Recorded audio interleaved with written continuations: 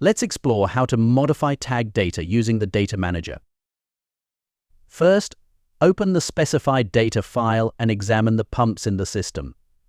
By hovering over each pump, you'll notice they have duplicate tags like 701C, 701B, and 701A, all marked with a question mark.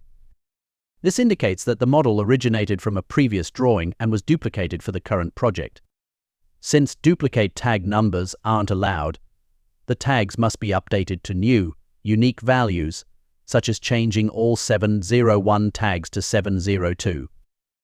While these changes could be made manually for each block, a more efficient approach is to use the Data Manager. Open the Data Manager, focus on the current drawing, and filter by pumps. If the view appears blank, ensure that the filter setting for selecting items from the model is unchecked. This ensures the Data Manager displays components from the project database instead of the model. Identify the tags needing changes. By scrolling through and optionally hiding unnecessary columns, locate the duplicates and update their values to avoid conflicts. Adjust tags directly within the Data Manager or via the Assign Tag dialog, which provides options like using the next available number. Once the updates are complete, check to confirm that each pump now has a unique tag resolving duplication issues.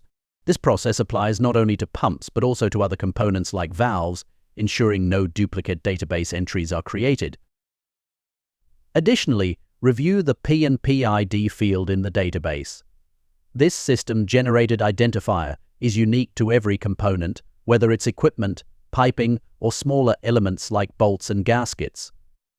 Even if the user-defined name changes, the P&P ID remains constant, as it ensures the system recognizes the component correctly within the project.